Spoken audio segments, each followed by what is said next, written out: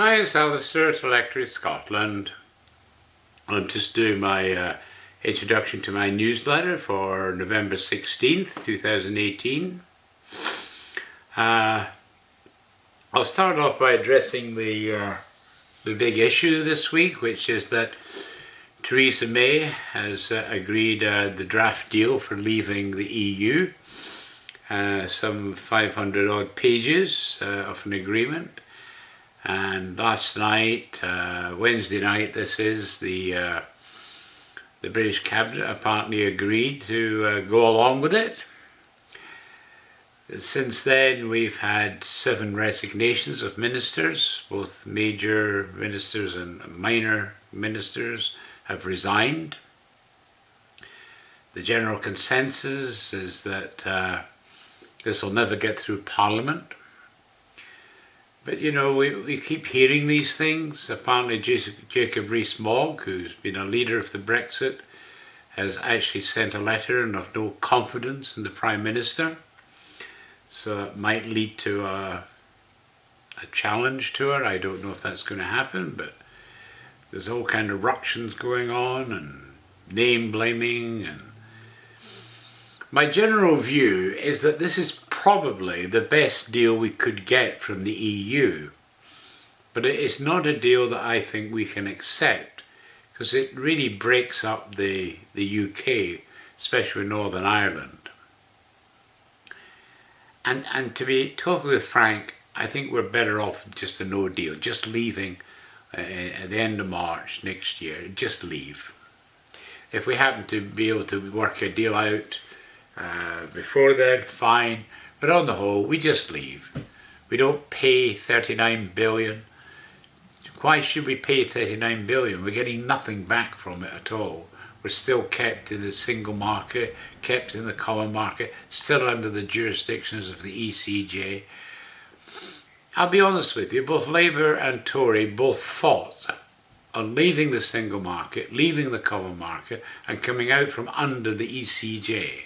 They lied to us. It's as simple as that. They've lied to us. All of them. I mean, I'm at the point of calling these people traitors to the country. There's no pride in Britain with these stupid members of Parliament that we have. They're all after their own little power play interests. They don't give a damn about the country as a whole. And I blame us, not them, us, because we voted them in. And I think we need to take responsibility for that, because if we voted stupid idiots in that are not doing what they said they would do, we have to deselect them and select people that will keep their word to us. And we are not doing anything about that. So you are to blame. You, not them, you. And I'm covering this because this is the largest historical movement in our history of Britain. It makes so much of a difference to where we can go as a country in the world. And there's never been a decision like this ever in our history. And it's been mishandled appallingly by all political parties. If Labour at least said we'll come out of everything, then I think in the next election the Tories would be totally devastated. They would lose hundreds of seats. They would just be massive losers, because too many people see them as traitors to the country. The only fear is Jeremy Corbyn is so left-wing that people are a bit scared of what he's going to do. And if Jeremy Corbyn just moderated his language and was more forceful for exiting the EU, I think he would get in with a big majority. But unfortunately, they're stuck in a time warp as well. And the Lib Dems are irrelevant now. And Nigel Farage was an idiot because he gave up in UKIP when he won the referendum. He thought, that's my job done.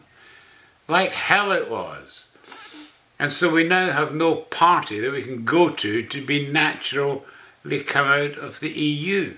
No party supports it, unfortunately. And I think that's a major problem for the people in this country. I really don't know where people will go to register their vote, that they hate the Conservatives, they hate Theresa May.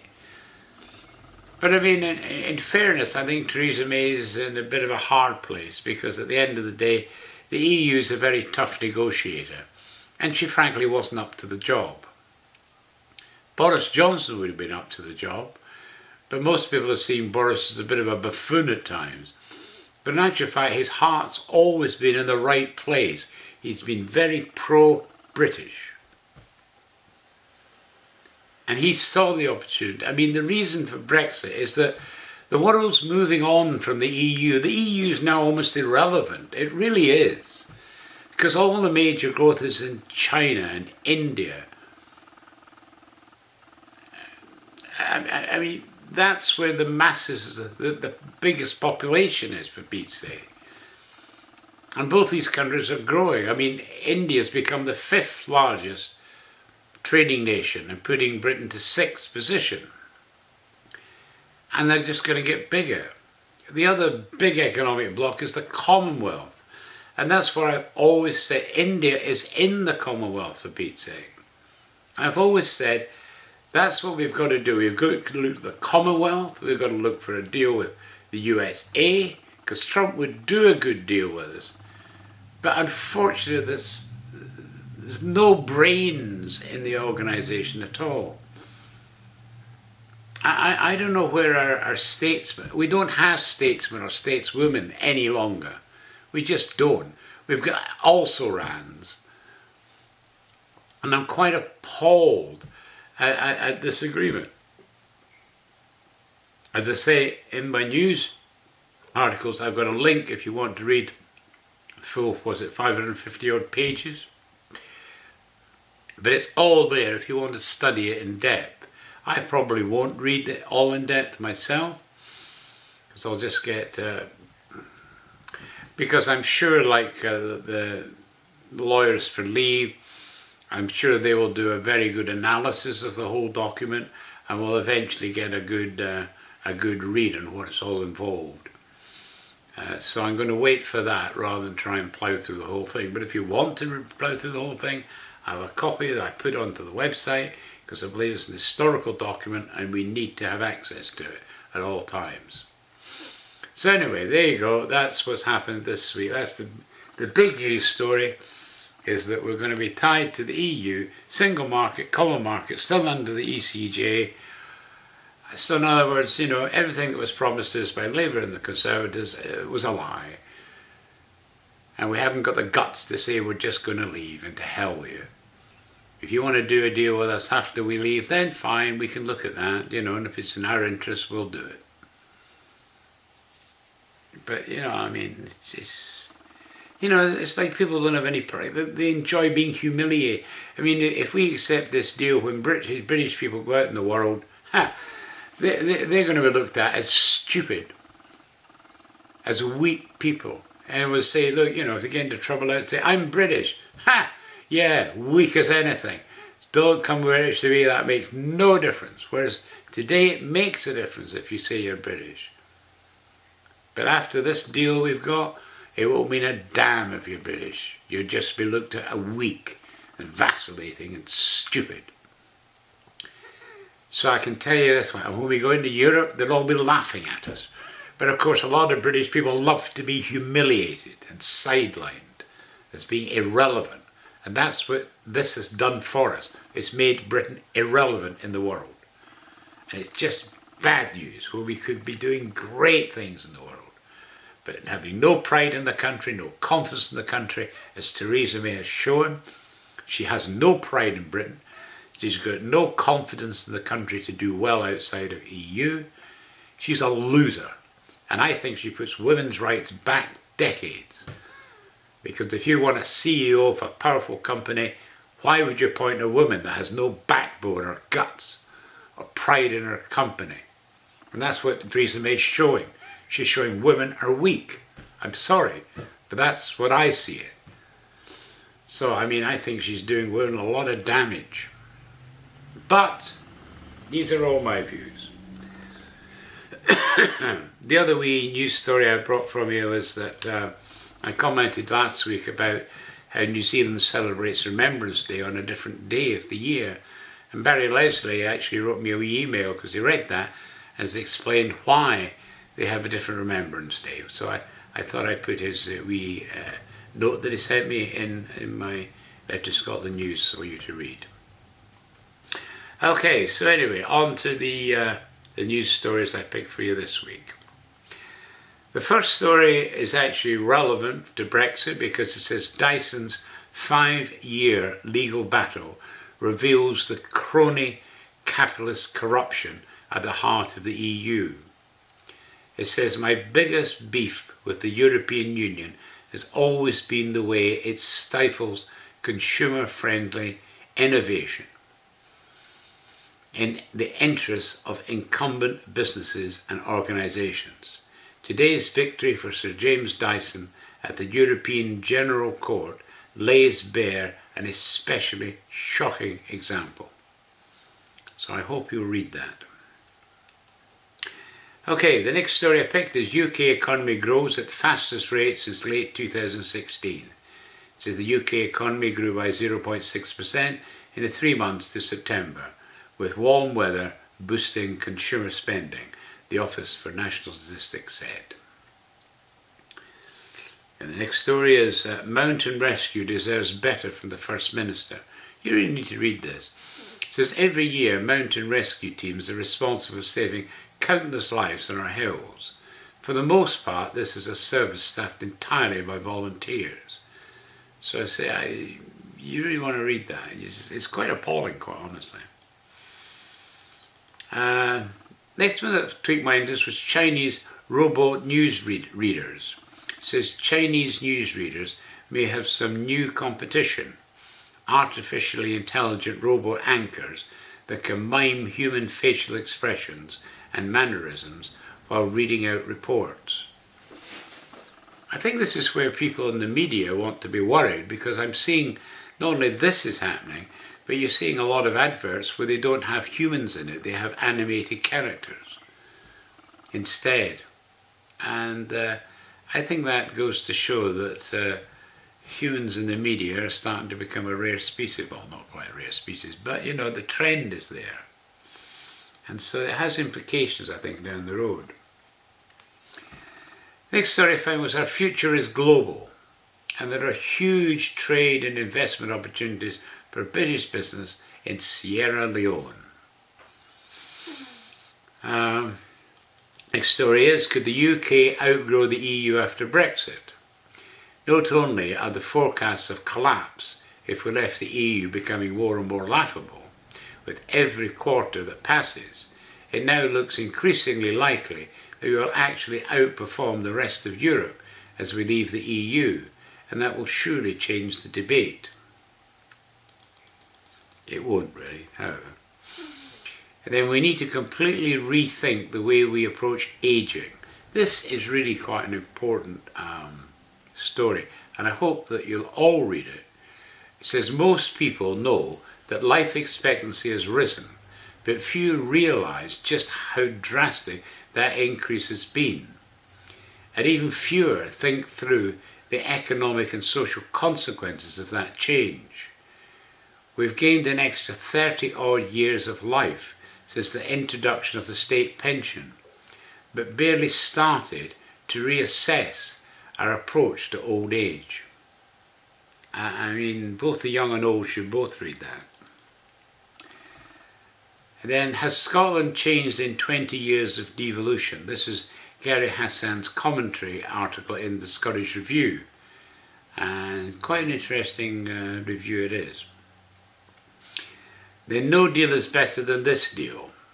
When did our MPs come to fear the consequences of the UK setting its own laws? And then no deal is better than this deal. When did our MPs come to fear the consequences of the UK setting its own laws? Yes, sorry, I've already got that up. I've duplicated the article, would you believe? Not good. I'll just work that out. If the Common rejects it, there are three alternatives.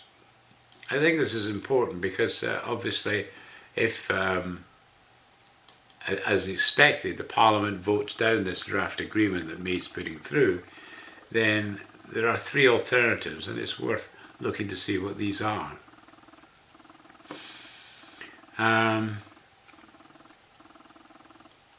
The lesson from the Great War is that freedom is not free.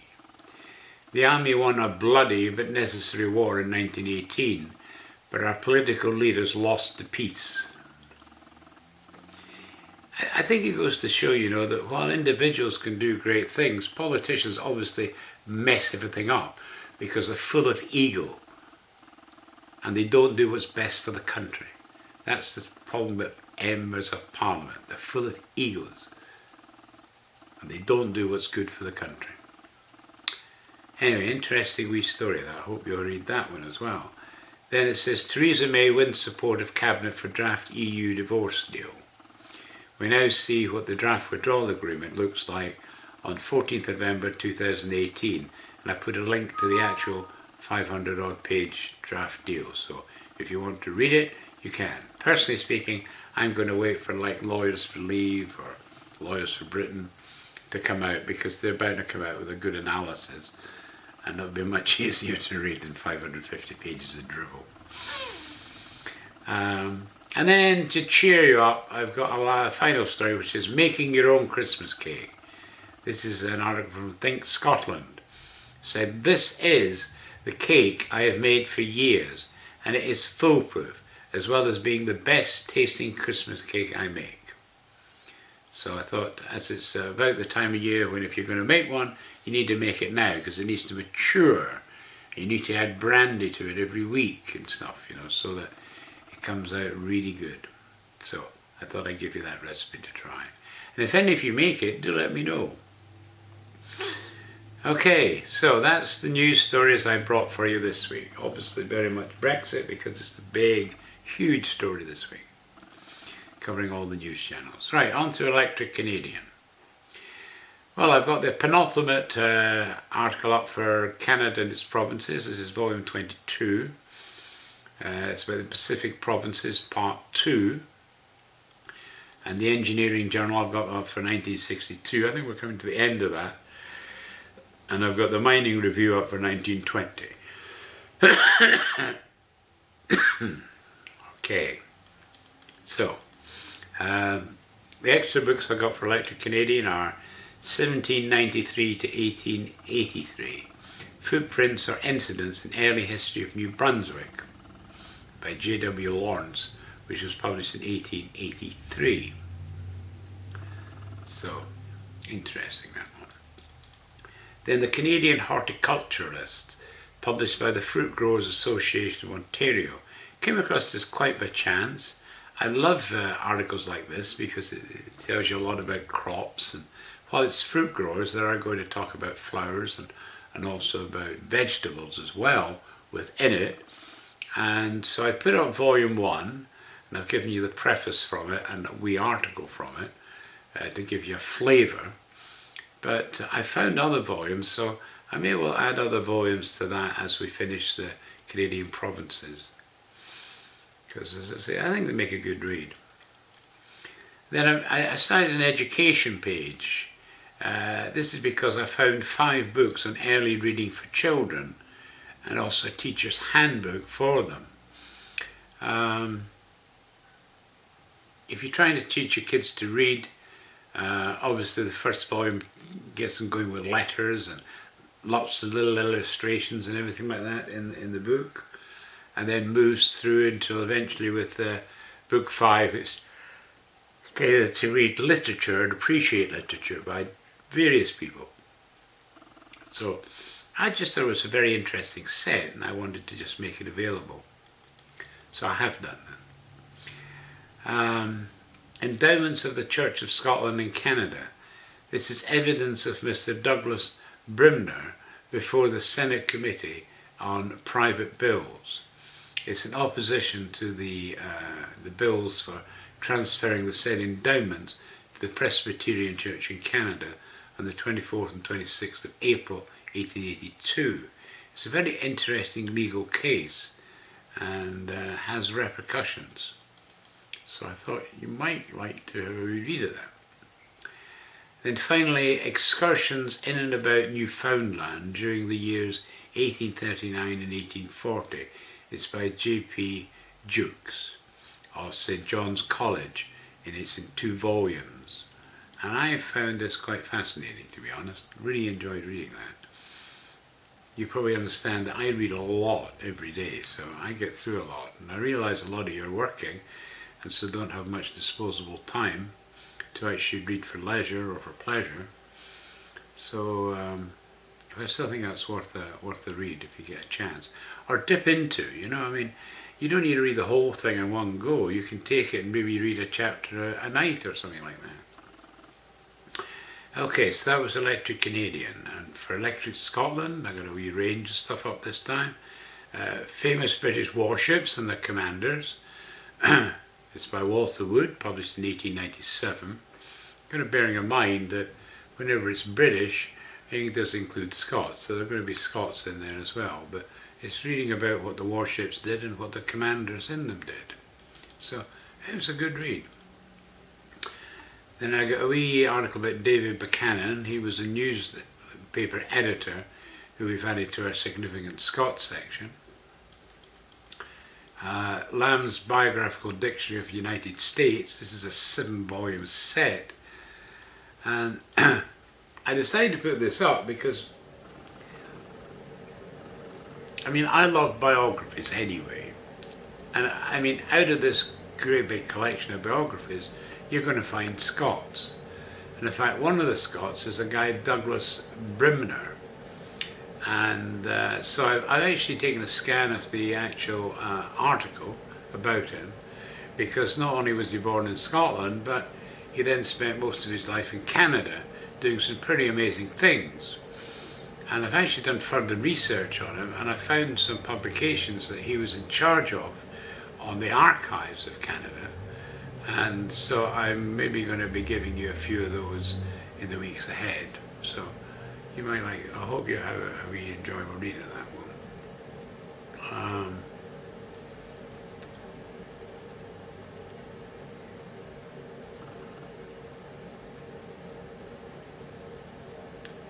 Clan McDuffie is the next one, because I got their fall 2018 newsletter in.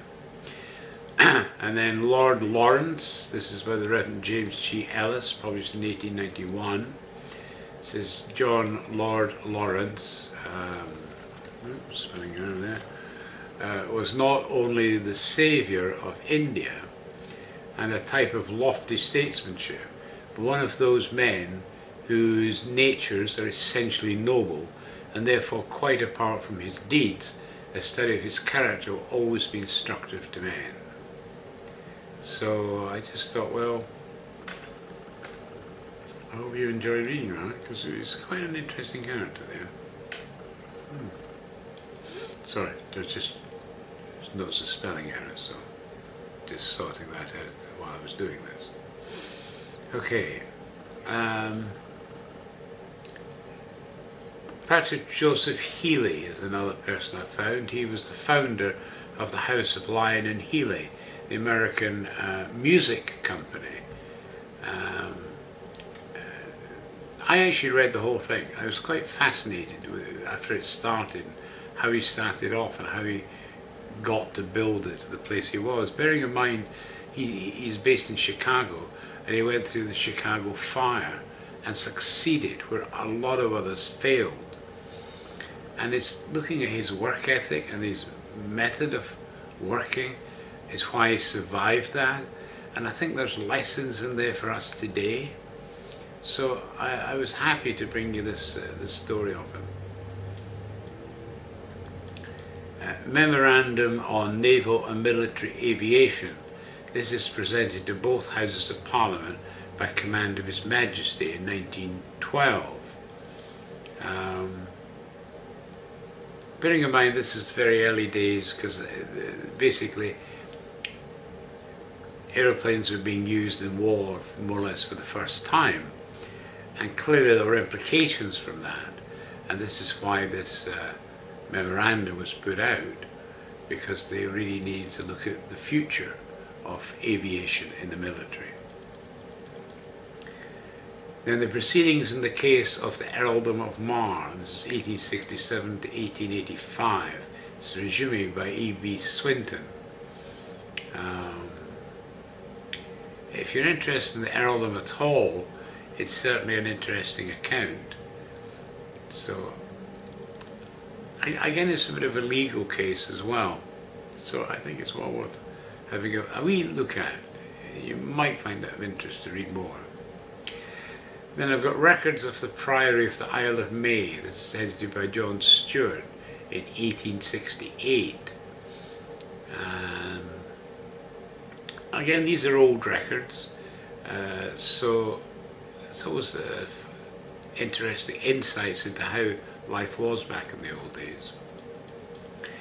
Then Best Newfangled Family Tree, I got in the December 2018 section 2 issue, so I've got your link for that. And Beth always has some interesting articles in all of her issues, so always worth a browse through. Then the final one is The Soul and Body of an Army. It's by General Sir Ian Hamilton, published in 1921. I didn't read the whole thing, but I read a chunk of it, and I was quite fascinated on the views he has.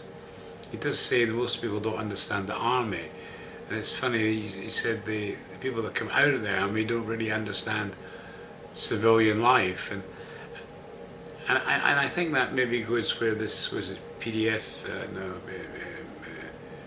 I forget what this is now, but you know, it's when you've been in a war and you come back out of it, and then you go post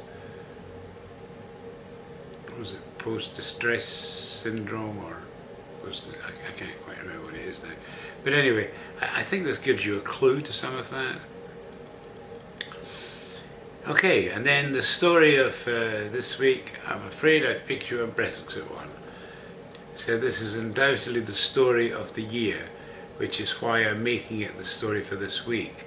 As you know, I've always been in favour of Brexit, as I essentially believe we need to trade with the world, as the EU is in decline as part of world trade, and the Asian and other areas of the world are where all the growth is coming from.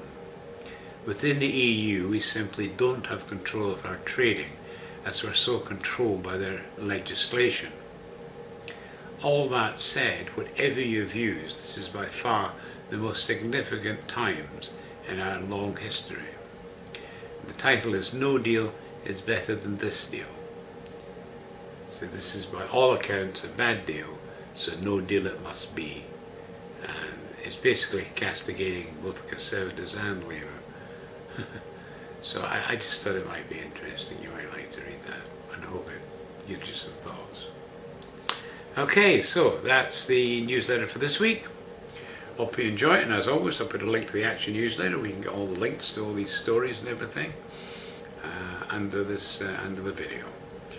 Okay, well, that's it, and thanks for listening, and hope to hear from you in the comments or whatever you like.